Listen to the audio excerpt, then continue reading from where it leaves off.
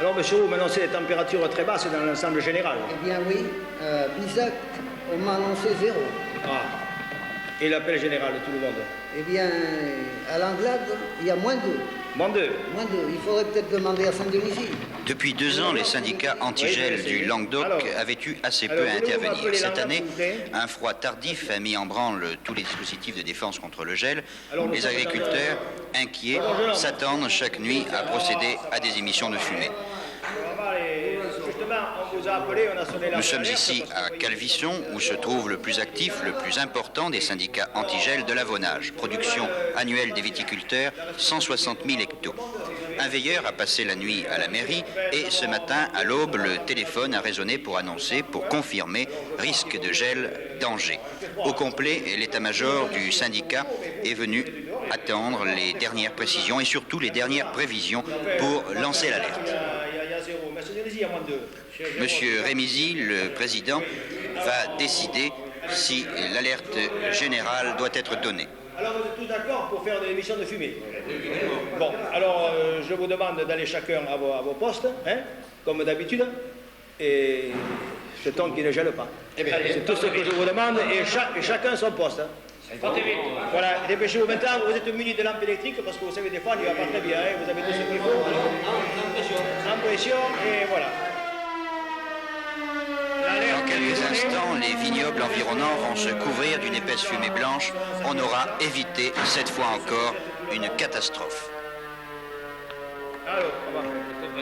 Monsieur Rémisy, c'est vraiment une catastrophe lorsque le gel s'abat sur la région. Oh, certainement, si nous vivons tout de la viticulture, alors s'il y a danger, c'est notre ruine générale. Alors c'est la raison pour laquelle nous faisons de la fumée.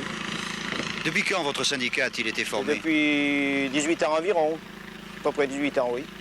Comment fonctionne-t-il? Le syndicat, c'est un assemblage de communes, c'est intercommunal. Nous vivons uniquement, nous n'avons pas de subvention.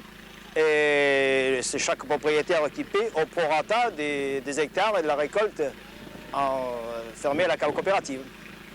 C'est votre seul moyen de défense? Et c'est le seul moyen, il n'y en a pas d'autre. Auparavant, on n'avions pas de fumée, alors nous étions gelés rapidement et le matin, on arrivait devant des vignes anéanties. Et actuellement, avec ce que nous faisons, eh bien, quand même, nous recevons des récoltes à -4 degrés. Par la fumée? Par la fumée. Et quel est le rôle exact de la fumée? Eh bien, le rôle de la fumée sert à atténuer les rayons du soleil, parce que ce n'est pas la gelée qui grille les bourgeons, c'est le soleil quand elle arrive sur les souches qui grille ces bourgeons. Alors par l'atténuation de cette fumée, nous arrivons à faire remonter la température et alors il n'y a plus de danger de gel. Combien avez-vous d'appareils? Nous avons 8 appareils américains et 3 appareils Foga, ça fait 11 appareils en tout. Quelle est l'origine de ces appareils? L'origine des appareils américains, ça vient des surplus qui avaient servi au débarquement de la flotte américaine sur l'Algérie. Et nous avons acheté un monsieur de Carcassonne, lequel nous a changé pour les services agricoles. Et l'émission de fumée, combien de temps dure-t-elle? Comment? L'émission de fumée, combien de temps dure-t-elle? Le dur, tout dépend de l'intensité de la gelée.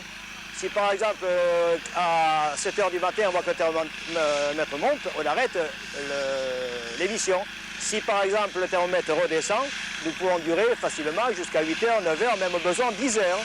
Et si comme ce matin par exemple, il y a du vent, qu'est-ce qui se passe? Eh bien il y a du vent, eh bien, on arrête. Oui, parce que c'est inutile. On arrête parce que c'est inutile, le vent emporte totalement la fumée. Combien coûte chaque émission de fumée? Eh bien chaque émission pour toute l'Avonage nous coûte un minimum de 200 000 francs anciens.